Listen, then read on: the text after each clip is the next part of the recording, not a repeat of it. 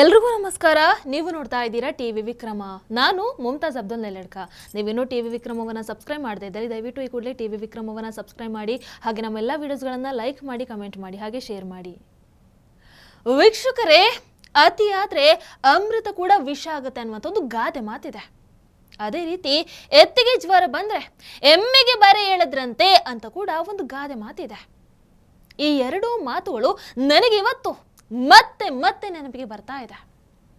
ನ್ಯಾಯಾಲಯದ ಕಲಾಪಗಳು ಪಾರದರ್ಶಕವಾಗಿರಲಿ, ಜನಸಾಮಾನ್ಯರು ಕೂಡ ಇದನ್ನು ನೋಡಿ ನ್ಯಾಯಾಲಯದ ಬಗ್ಗೆ ಭಯ, ಭಕ್ತಿ, ಗೌರವ ಮೂಡಿಸ್ಕೊಳ್ಳಲಿ, ಕಾನೂನು ಇತ್ಯಾದಿಗಳ ಬಗ್ಗೆ ಅರಿವು ಮೂಡಿಸ್ಕೊಳ್ಳಿ ಅನ್ನುವಂತಹ ಉದ್ದೇಶದಿಂದ ನ್ಯಾಯಾಲಯದ ಕಲಾಪಗಳಾಗಿರಬಹುದು, ವಾದ ವಿವಾದಗಳಾಗಿರಬಹುದು, ಜನಸಾಮಾನ್ಯರು ಕೂಡ ಲೈವ್ ನೋಡುವಂತಹ ಅನುಕೂಲತೆಯನ್ನ ಮಾಡಿಕೊಡಲಾಗಿತ್ತು.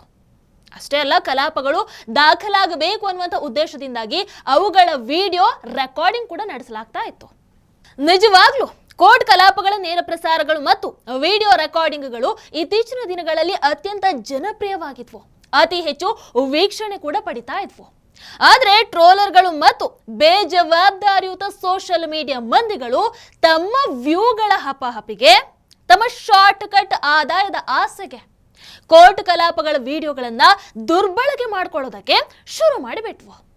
ಜಡ್ಜ್ಗಳ, ಅದೇ ರೀತಿ ವಕೀಲರ ಮಾತುಗಳ ವಿಡಿಯೋಗಳನ್ನ ತಮ್ಮ ಚಾನೆಲ್ಗಳ ಮತ್ತು ಪೇಜ್ಗಳ ಸರಕುಗಳನ್ನಾಗಿ ಮಾಡಿಕೊಂಡ್ವು. ಕಲಾಪದ ವೇಳೆ ಜಡ್ಜ್ಗಳ ಮತ್ತು ವಕೀಲರ ಸಹಜ ಮಾತುಗಳನ್ನ ವಿವಾದಕ್ಕೆ ಎಡೆಯಾಗುವ ನಿಟ್ಟಿನಲ್ಲಿ ವೈರಲ್ ಕೂಡ ಮಾಡಿದ್ರು. ಇದರ ಫಲವಾಗಿ ಈಗ ಕೋರ್ಟ್ ಕಲಾಪಗಳ ನೇರ ಪ್ರಸಾರಕ್ಕೆ ಮತ್ತು ವಿಡಿಯೋ ರೆಕಾರ್ಡಿಂಗ್ಗಳ ಬಳಕೆಗೆ ನಿರ್ಬಂಧ ಬಿದ್ದಿದೆ. ಯೂಟ್ಯೂಬ್ ಚಾನೆಲ್ಸ್ ಆಗಿರಬಹುದು, ನ್ಯೂಸ್ ಚಾನೆಲ್ಸ್ ಆಗಿರಬಹುದು, ಮತ್ತು ಎಲ್ಲ ಡಿಜಿಟಲ್ ಪ್ಲಾಟ್ಫಾರ್ಮ್ಗಳಿಗೂ ಕೂಡ ಕೋರ್ಟ್ ಕಲಾಪಗಳನ್ನ ನೇರ ಪ್ರಸಾರ ಮಾಡದೇ ಇರೋ ಹಾಗೆ ಕಡಿವಾಣ ಬಿದ್ದಿದೆ. ಜೆನ್ಯೂನ್ ಆಗಿ, ತುಂಬಾ ಡೀಸೆಂಟ್ ಆಗಿ ನೇರ ಪ್ರಸಾರವನ್ನ ಮಾಡ್ತಾ ಇದ್ದಂತಹ ಯೂಟ್ಯೂಬ್ ಚಾನೆಲ್ಗಳಿಗೂ ಕೂಡ ಇದರಿಂದ ಬಹಳ ನಷ್ಟ ಆಗಿದೆ. ಕೋಟ್ಯಾಂತರ ವೀಕ್ಷಕರು ಈಗ ಕೋರ್ಟ್ ಕಲಾಪಗಳ ವಿಡಿಯೋಗಳಿಂದ ವಂಚಿತರಾಗ್ತಾ ಇದ್ದಾರೆ. ಟ್ರೋಲರ್ಗಳು ಮಾಡಿದಂತಹ ಒಂದೇ ಒಂದು ತಪ್ಪಿಗೆ ಜೆನ್ಯೂನ್ ಚಾನೆಲ್ಗಳಿಗೆ ಬರೆ ಹಾಕಿದ ಹಾಗೆ ಆಗಿದೆ. ಅಷ್ಟೇ ಅಲ್ಲ, ಕೋರ್ಟ್ ಕಲಾಪಗಳನ್ನ ಯಥಾವತ್ ನೇರ ಪ್ರಸಾರ ಅಥವಾ ರೆಕಾರ್ಡೆಡ್ ವಿಡಿಯೋ ಸ್ಟ್ರೀಮ್ ಮಾಡಿ ಸುದ್ದಿ ಮಾಡ್ತಾ ಇದ್ದ ತನಕ ಯಾವ ಸಮಸ್ಯೆ ಕೂಡ ಇರಲಿಲ್ಲ. ಕೋರ್ಟ್ ಆಗ್ಲಿ, ವಕೀಲರಾಗ್ಲಿ ಇದಕ್ಕೆ ಯಾವ ತಕರಾರನ್ನು ಕೂಡ ಎತ್ತಿರಲಿಲ್ಲ.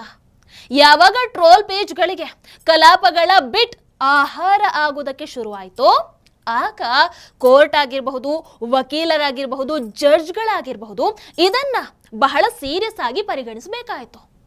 ಕೊಟ್ಟಿರುವಂತಹ ಸ್ವಾತಂತ್ರ್ಯವನ್ನ ಸ್ವೇಚ್ಛೆಯಿಂದ ಬಳಸ್ತೀರಿ ಅಂತ ಹೇಳಿದ್ರೆ ನಿಮಗೆ ಸ್ವಾತಂತ್ರ್ಯವನ್ನ ಸರಿಯಾದ ಮಾರ್ಗದಲ್ಲಿ ಅನುಭವಿಸೋದಕ್ಕೆ ಬರಲ್ಲ ಅಂತ ಅರ್ಥ. ಆ ಸ್ವಾತಂತ್ರ್ಯವನ್ನ ನಾವು ಕಿತ್ಕೊಳ್ತೀವಿ ಅಂತ ಕೋರ್ಟ್ ಇವತ್ತು ಡಿಸೈಡ್ ಮಾಡಿದೆ. ಆ ಪ್ರಕಾರವಾಗಿ ವಿಡಿಯೋ ಬಳಕೆಯ ಹಕ್ಕನ್ನ ಕೋರ್ಟ್ ಕಿತ್ಕೊಂಡಿದೆ. ವೀಕ್ಷಕರೇ, ಯೂಟ್ಯೂಬ್ ಚಾನೆಲ್ಗಳಿಂದ ಅಥವಾ ಮಾಧ್ಯಮಗಳಿಂದ ಈ ಪ್ರಸರಣದ ಹಕ್ಕನ್ನ ಕಿತ್ಕೊಂಡಿರುವಂಥದ್ದು ಅಥವಾ ನಿರ್ಬಂಧವನ್ನ ಹೇರಿರುವಂಥದ್ದು ಟೋಟಲಿ ಫೈನ್. ಅದು ನಿಜವಾಗ್ಲೂ ದೊಡ್ಡ ವಿಚಾರ ಅಲ್ಲ. ಅವರಿಗೆ ಆ ಹಕ್ಕು ಕೂಡ ಇದೆ. ಕಾನೂನು ಪ್ರಕಾರವೇ ಅವರು ಈ ನಿರ್ಬಂಧವನ್ನ ಹೇರಿದ್ದಾರೆ. ಕಾಪಿರೈಟ್ ಆಕ್ಟ್ ಪ್ರಕಾರ, ಕಂಟೆಂಪ್ಟ್ ಆಫ್ ಕೋರ್ಟ್ ಪ್ರಕಾರ, ಇನ್ಫಾರ್ಮೇಶನ್ ಟೆಕ್ನಾಲಜಿ ಆಕ್ಟ್ ಪ್ರಕಾರ ಇದನ್ನ ನಿರ್ಬಂಧಿಸುವಂತ ಅಧಿಕಾರ ಖಂಡಿತವಾಗ್ಲೂ ಅವರಿಗೆ ಇದೆ. ಸೊ ಅದನ್ನ ಪ್ರತಿಯೊಬ್ಬರು ಕೂಡ ಗೌರವಿಸಲೇಬೇಕು, ಅದಕ್ಕೆ ಬದ್ಧವಾಗಿ ನಡ್ಕೊಳ್ಳೇಬೇಕು. ಆದರೆ ಅದರ ಜೊತೆಯಲ್ಲೇ ನಡೆದಿರುವಂತಹ ಇನ್ನೊಂದು ಬೆಳವಣಿಗೆ ಇದೆಯಲ್ಲ, ಅದನ್ನ ಖಂಡಿತವಾಗ್ಲೂ ಕೂಡ ನಾವು ಖಂಡಿಸಲೇಬೇಕು. ಕರ್ನಾಟಕದ ಹೈಕೋರ್ಟ್ ನ್ಯಾಯಮೂರ್ತಿ, ಅನುಭವಿ ನ್ಯಾಯಾಧೀಶ ವೇದವ್ಯಾಸಾಚಾರ್ಯ ಶ್ರೀಶಾನಂದ್ ಅವರ ವಿರುದ್ಧ ಸುಪ್ರೀಂ ಕೋರ್ಟ್ ಸುಮೋಟೋ ಕೇಸನ್ನು ದಾಖಲಿಸಿಕೊಂಡು ಅವರಿಗೆ ಛೀಮಾರಿಯನ್ನ ಹಾಕಿದೆ. ಕೋರ್ಟ್ ಟ್ರಯಲ್ ಟೈಮ್ ಅಲ್ಲಿ ಅವರು ಆಡಿರುವಂತಹ ಒಂದಷ್ಟು ಮಾತುಗಳಿಗೆ ಎಕ್ಸ್ಪ್ಲನೇಷನ್ ಅನ್ನ ಕೇಳಿದೆ. ಇಷ್ಟಕ್ಕೂ ಅವರು ಅಂತಹ ತಪ್ಪು ಏನ್ ಮಾಡಿದ್ದಾರೆ? ಈ ದೇಶದಲ್ಲಿ ಒಂದು ಕೋಮಿನ ಜನರಿಗೆ ಅನ್ಅಫಿಷಿಯಲ್ ಆಗಿ ಸಿಗ್ತಾ ಇರುವಂತಹ ಕಾನೂನಿನ ರಿಲೀಫ್ ಬಗ್ಗೆ ಅವರು ಕಮೆಂಟ್ ಪಾಸ್ ಮಾಡಿರುವಂತದ್ದು ಸುಪ್ರೀಂ ಕೋರ್ಟ್ನ ಕಣ್ಣಿಗೆ ದೊಡ್ಡ ತಪ್ಪಾಗಿ ಇವತ್ತು ಕಾಣಿಸಿಬಿಟ್ಟಿದೆ. ವೀಕ್ಷಕರೇ, ಈ ವಿಡಿಯೋ ಬಿಟ್ಟನ್ನ ಒಂದು ಬಾರಿ ನೋಡ್ಕೊಂಡು ಬನ್ನಿ. No action. Police is totally inactive. ಇಂಥದ್ದೇನಾರು ಆದಾಗ 2 ದಿನ ನಿಂತ್ಕೊಂಡು ಶಿಲ್ಪೆ ಹೊಡೆದು ಅದ್ ನಿಲ್ಸು ಇದ್ ನಿಲ್ಸು ಅಂತ. ಆಮೇಲೆ they are in to lobby. Majority of the school are run by the so and so. So they manage. You don't look into. Go to the that Mysore Road flyover. Every auto rickshaw has got 10 people. Every auto rickshaw has got 10 people. It is not applicable because the Mysore Road flyover till up to the market from Gauripalya is in Pakistan, not in India. This is the reality. This is the reality. ನೀವು ಎಂತಾನೇ strict ಆಫೀಸರ್ಗಾರ ಹಾಕಿ ಅಲ್ಲಿ ಹಿಡಿದು ಬಿಟ್ರೆ ಅವ್ನು ನೋಡ್ತೀನಿ ನಾನು. ಯಾವ ಚಾನಲ್ಗೂ ಕಾಣೋದಿಲ್ಲ ಇದು, ಯಾವ ಚಾನಲ್ಗೂ ಕಾಣೋದಿಲ್ಲ. Blatant violation of law. No, that is the problem. No, 9 ಜನ 10 ಜನ ಆಟೋ ರಿಕ್ಷಾದಲ್ಲಿ, ಡ್ರೈವರ್ ಪಕ್ಕ 2. Every 2 minutes you will find one auto rickshaw dropping the people there in the soon after near the city market. No rule is applicable. That's the problem. So it's all there. People are also of that nature. Mysuru ರಸ್ತೆ ಫ್ಲೈಓವರ್ಗೆ ಒಂದು ಬಾರಿ ಹೋಗಿ ಪ್ರತಿ auto ರಿಕ್ಷಾದಲ್ಲೂ ಕೂಡ 10 ಜನರು ಇರ್ತಾರೆ. ಮೈಸೂರು ರಸ್ತೆ ಫ್ಲೈಓವರ್ನ ಮಾರ್ಕೆಟ್ನಿಂದ ಗೌರಿಪಾಳ್ಯ, ಇದು ಪಾಕಿಸ್ತಾನದಲ್ಲಿದೆ, ಅದು ಭಾರತದಲ್ಲಿ ಇಲ್ಲ. ಇದುವೇ ವಾಸ್ತವ. ಅಲ್ಲಿಗೆ ಯಾವುದೇ ಖಡಕ್ ಅಧಿಕಾರಿಯನ್ನ ಹಾಕಿ ಅವರು ಇಂಥವ್ರನ್ನ ಹಿಡಿದ್ರೆ ನೋಡ್ಬಿಡ್ತೀನಿ. ಇದು ಯಾವ ಚಾನೆಲ್ಗೂ ಕೂಡ ಕಾಣಿಸೋದಿಲ್ಲ. ಇದು ನ್ಯಾಯಮೂರ್ತಿ ಶ್ರೀಶಾನಂದ್ ಅವರು ಆಡಿರುವಂತಹ ಮಾತುಗಳು. ಇಲ್ಲಿ ಶ್ರೀಶಾನಂದ್ ಅವರು ಆಡಿರುವಂತಹ ಮಾತಲ್ಲಿ ಅಂತಹ ತಪ್ಪು ಏನಿದೆ? ವಾಸ್ತವವನ್ನೇ ಅಲ್ವಾ ಅವರು ಮಾತನಾಡಿರುವಂಥದ್ದು. ಇಷ್ಟಕ್ಕೂ ಅವರು ಯಾವ ಧರ್ಮದವರ ಬಗ್ಗೆ ಕೂಡ ಉಲ್ಲೇಖ ಮಾಡಿಲ್ಲ. ಕೋಮು ಪ್ರಚೋದಕ ಮಾತನಂತ ಅವರು ಆಡೇ ಇಲ್ಲ. ಹೀಗಿದ್ದಾಗ ಇಲ್ಲಿ ಒಂದು ಕೋಮು, ಐ ರಿಪೀಟ್, ಒಂದು ಕೋಮು ಯಾಕೆ ಕುಂಬಳಕಾಯಿ ಕಳ್ಳರ ಥರ ಹೆಗಲನ್ನ ಮುಟ್ಟಿ ನೋಡ್ಕೊಳ್ತಾ ಇರುವಂಥದ್ದು? ಯಾಕಂತ ಹೇಳಿದ್ರೆ ಈ ಕಟು ವಾಸ್ತವವನ್ನ ಮಾತನಾಡಿರುವಂಥದ್ದು ಒಬ್ಬ ಹಿಂದೂ, ಅದರಲ್ಲೂ ಒಬ್ಬ ಬ್ರಾಹ್ಮಣ. ಇದು ಬಹಳಷ್ಟು ಜನರ ಕಣ್ಣು ಕೆಂಪಾಗೋದಕ್ಕೆ ಕಾರಣ ಆಗಿದೆ. ವೀಕ್ಷಕರೇ, ನ್ಯಾಯಮೂರ್ತಿ ಶ್ರೀಶಾನಂದ್ ಅವರು ಹೇಳದಿರುವಂತಹ ಸತ್ಯವನ್ನ ನಾವು ಹೇಳ್ತೀವಿ. ಗೌರಿಪಾಳ್ಯ ಮಾತ್ರ ಅಲ್ಲ, Shivajinagar, Benson Town, cantonment, Nayandahalli, Frazer Town, Coles Park, Sultan Palya, Hegde Nagar, Babusa Palya, Banaswadi ring road, ಹೀಗೆ ಸುಮಾರು ಏರಿಯಾಗಳಲ್ಲಿ ಒಂದು ಕೋಮಿನ ಜನರಿಗೆ ಯಾವ ರೂಲ್ಸ್ ಕೂಡ ಅಪ್ಲೈ ಆಗೋದಿಲ್ಲ. ಟ್ರಾಫಿಕ್ ನಿಯಮಗಳು ಅವರಿಗೆ ಅನ್ವಯ ಆಗೋದಿಲ್ಲ. ಟ್ರಿಪಲ್ ರೈಡಿಂಗ್ ಅವರು ಹೋಗಬಹುದು. 2 ವೀಲರ್ ಅಲ್ಲಿ 5-6 ಜನ ಕೂಡ ಹೋಗಬಹುದು. ಹೆಲ್ಮೆಟ್ ಧರಿಸದಿದ್ರು ಕೂಡ ಅವರಿಗೆ ಫೈನ್ ಹಾಕಲ್ಲ, ಅವರನ್ನ ಅಡ್ಡಗಟ್ಟಲ್ಲ. ಆಟೋ ರಿಕ್ಷಾದಲ್ಲಿ 10-6 ಜನರನ್ನ ತುಂಬಿಸಬಹುದು. 1 ವೇ ಅಲ್ಲಿ ವಿರುದ್ಧ ದಿಕ್ಕಲ್ಲೂ ಕೂಡ ಗಾಡಿಯನ್ನ ಓಡಿಸಬಹುದು. ಇನ್ನು ರೋಡ್ ರೇಸ್, ವೀಲಿಂಗ್ ಇದನ್ನ ಮಾಡೋರಿಗೂ ಕೂಡ ಯಾವ ಶಿಕ್ಷೆಯಲ್ಲಿ ಆಗಲ್ಲ. DL, ಗಾಡಿ ಡಾಕ್ಯುಮೆಂಟ್ಸ್ ಇವೆಲ್ಲವೂ ಇರ್ಬೇಕಂತ ಕೂಡ ಇಲ್ಲ ಅವರಿಗೆ. ಯಾಕಂದ್ರೆ ಇವೆಲ್ಲ ಮಾಡೋರಲ್ಲಿ 100ಕ್ಕೆ 99 ಮಂದಿ ಮುಸಲ್ಮಾನರಾಗಿರ್ತಾರೆ. ಎಂತಹ ಖಡಕ್ ಪೊಲೀಸ್ ಅಧಿಕಾರಿ ಕೂಡ ಇವರನ್ನ ಅಲ್ಲಿ ಮುಟ್ಟೋದಿಲ್ಲ, ಫೈನ್ ಹಾಕೋದಿಲ್ಲ. ನೋಡಿದ್ರು ನೋಡದೆ ಇರೋ ತರ ಇದು ಬಿಡ್ತಾರೆ. ಈ ಏರಿಯಾಗಳಲ್ಲಿ ಟ್ರಾಫಿಕ್ ಪೊಲೀಸರಿಗೆ ಕೆಲಸನೇ ಇಲ್ಲ. ಅದೇ ರೀತಿ ಲ್ಯಾಂಡ್ ಆರ್ಡರ್ ಪೊಲೀಸರಿಗೂ ಇಲ್ಲಿ ಕೆಲಸ ಇಲ್ಲ. ಈಗ ಹೇಳಿ, ಈ ಏರಿಯಾಗಳು ಭಾರತದಲ್ಲಿ ಇದೆ ಅಂತ ಹೇಳೋಕೆ ಆಗತ್ತಾ? ಭಾರತದ ಯಾವ ಕಾನೂನು ಕೂಡ ಇವರಿಗೆ ಅಪ್ಲೈ ಆಗಲ್ಲ ಅಂತ ಹೇಳಿದ್ರೆ ಈ ಏರಿಯಾಗಳು ಪಾಕಿಸ್ತಾನದಲ್ಲೋ ಅಥವಾ ಇನ್ಯಾವುದೋ ದೇಶದಲ್ಲೋ ಇದೆ ಅಂತ ತಾನೇ ಹೇಳಬೇಕು, ಹೌದಲ್ವೋ? ಬಹಳ ಸೂಚ್ಯವಾಗಿ ಈ ಕಟು ಸತ್ಯವನ್ನ ನ್ಯಾಯಮೂರ್ತಿ ಶ್ರೀಶಾನಂದ್ ಅವರು ಹೇಳ್ಬಿಟ್ಟಿದ್ದಾರೆ. ಇದರಲ್ಲಿ ತಪ್ಪೇನಿದೆ? ಈ ಮಾತಿಗೆ ಅವರು ವಿವರಣೆಯನ್ನು ಕೊಡಬೇಕಂತೆ. ಹಾಗಂತ ಸುಪ್ರೀಂ ಕೋರ್ಟ್ ಇಂದ ಅವರನ್ನ ಜಸ್ಟಿಸ್ ಚಂದ್ರಚೂಡ ಮತ್ತು ಸದಸ್ಯರ ಪೀಠ ಕೇಳುತ್ತಾ ಇದೆ. ಜಸ್ಟಿಸ್ ಶ್ರೀಶಾನಂದ್ ಅವರಿಗೆ ಈಗ 58 ವರ್ಷ ವಯಸ್ಸು. ಈ ದೇಶದ ಅನುಭವಿ ನ್ಯಾಯಮೂರ್ತಿಗಳಲ್ಲಿ ಅವರು ಕೂಡ ಒಬ್ರು.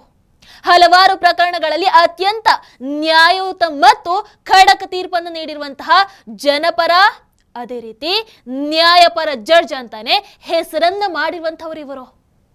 ಅಂತಹ ನ್ಯಾಯಮೂರ್ತಿಗಳೇ ಈಗ ಪ್ರಶ್ನೆಗೆ ಒಳಪಡಬೇಕಾಗಿ ಬಂದಿರುವಂಥದ್ದು. ವ್ಯವಸ್ಥೆಯ ದುರಂತ ಅಲ್ವಾ? ಗೌರಿಪಾಳ್ಯದ ಸ್ಥಿತಿಗತಿಯನ್ನ ಪಾಕಿಸ್ತಾನಕ್ಕೆ ಹೋಲಿಸಿದ ಅಪರಾಧನ. ಇನ್ಫ್ಯಾಕ್ಟ್ ಈ ಗೌರಿಪಾಳ್ಯ ಅನ್ನುವಂತಹ ಶುದ್ಧ ಹಿಂದೂ ಹೆಸರಿನ ಏರಿಯಾ ಗೋರಿಪಾಳ್ಯ ಆಗಿರುವಂಥದ್ದು ಹೇಗೆ? ಮುಸ್ಲಿಂ ಮೆಜಾರಿಟಿ ಇರೋದ್ರಿಂದ ತಾನೇ.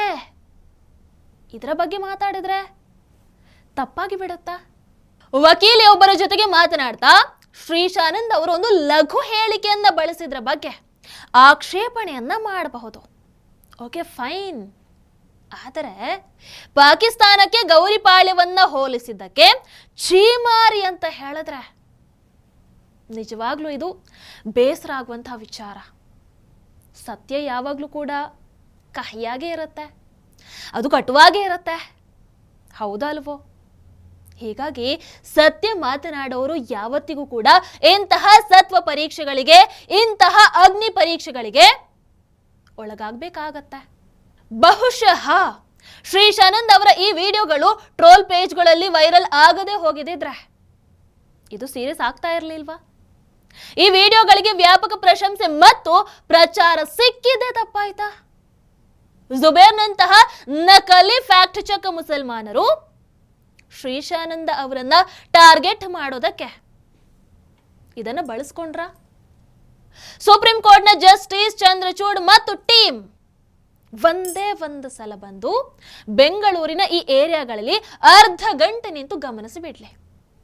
ಶ್ರೀಶಾನಂದ್ ಅವರ ಮಾತಲ್ಲಿ ತಪ್ಪಿದ್ರೆ ಆಮೇಲೆ ಅವರಿಂದ ವಿವರಣೆಯನ್ನ ಪಡೀಲಿ. ವೀಕ್ಷಕರೇ, ಬಹುಶಃ ಇಂತಹ ಹಲವಾರು ನಿಷ್ಠುರ ಮಾತುಗಳು, ಇಂತಹ ಸತ್ಯಗಳು ಜನರನ್ನ ತಲುಪಬಾರದು. ತಲುಪಿದ್ರೆ ಹಲವರ ವ್ಯಕ್ತಿತ್ವಗಳು ಬೆತ್ತಲಾಗಿಬಿಡತ್ತೆ, ಬಂಡವಾಳಗಳು ಬಯಲಾಗಿ ಬಿಡತ್ತೆ. ಅದೇ ಕಾರಣಕ್ಕೆ ಈಗ ಈ ವಿಡಿಯೋಗಳು, ಲೈವ್ ಸ್ಟ್ರೀಮಿಂಗ್ಗಳು ಜನರಿಗೆ ತಲುಪದೇ ಇರೋ ಹಾಗೆ ನಿರ್ಬಂಧವನ್ನ ಹಾಕ್ತಾ ಇದ್ದಾರೆ. ಇನ್ಫ್ಯಾಕ್ಟ್ ಕರ್ನಾಟಕ ಹೈಕೋರ್ಟ್ 2022ರ ಜನವರಿ 1ರಿಂದ ಕರ್ನಾಟಕ ನ್ಯಾಯಾಲಯ ಕಲಾಪಗಳ ಲೈವ್ ಸ್ಟ್ರೀಮ್ ಮತ್ತು ರೆಕಾರ್ಡಿಂಗ್ ನಿಯಮಗಳು 2021 ಈ ನಿಯಮವನ್ನ ಜಾರಿಗೆ ತಂದಿದೆ. ಇದರಲ್ಲಿ ಲೈವ್ ಸ್ಟ್ರೀಮಿಂಗ್ಗೆ ಕೆಲವು ನಿಯಮಾವಳಿಗಳನ್ನು ಕೂಡ ಕೊಟ್ಟಿದೆ. ಅನುಮತಿ ಪಡೆದಿರುವಂತಹ ವ್ಯಕ್ತಿ ಅಥವಾ ಸಂಸ್ಥೆಗಳನ್ನ ಹೊರತುಪಡಿಸಿ ಬೇರೆ ಯಾರು ಕೂಡ ಕೋರ್ಟ್ ಕಲಾಪದ ಸ್ಟ್ರೀಮಿಂಗ್ ಮಾಡೋ ಹಾಗೆ ಇಲ್ಲ. ಪ್ರಿಂಟ್ ಆಗಿರಬಹುದು, ಸ್ಯಾಟಲೈಟ್ ಆಗಿರಬಹುದು, ಡಿಜಿಟಲ್ ಆಗಿರಬಹುದು, ಸೋಷಿಯಲ್ ಮೀಡಿಯಾ ಆಗಿರಬಹುದು, ಇವರು ಯಾರು ಕೂಡ ಕೋರ್ಟ್ ಕಲಾಪದ ವಿಡಿಯೋಗಳನ್ನ ಬಳಸೋ ಹಾಗೆ ಇಲ್ಲ. ಹೈಕೋರ್ಟ್ ವಿಡಿಯೋವನ್ನ ಶೇರ್ ಕೂಡ ಮಾಡೋ ಹಾಗಿಲ್ಲ.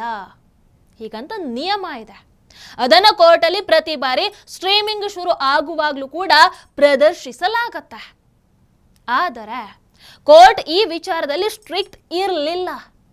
ಜನಸಾಮಾನ್ಯರು ಕೂಡ ನೋಡ್ಲಿ, ಇದು ಹೆಚ್ಚು ಹೆಚ್ಚು ಜನರನ್ನ ತಲುಪಲಿ, ಕೋರ್ಟ್ ಬಗ್ಗೆ ಜನರಿಗೆ ಅರಿವು ಮೂಡಲಿ ಅಂತ ಅವ್ರು ಬಿಟ್ಟಿದ್ರು. ಆದ್ರೆ ಈಗ ಟ್ರೋಲರ್ಗಳು ಮತ್ತು ಒಂದಷ್ಟು ಬೇಜವಾಬ್ದಾರಿಯ ಮಾಧ್ಯಮಗಳಿಂದಾಗಿ ಅವರು ತಮ್ಮ ನಿಯಮವನ್ನ ಟೈಟ್ ಮಾಡೋದಕ್ಕೆ ಹೊರಟು ನಿಂತಿದ್ದಾರೆ.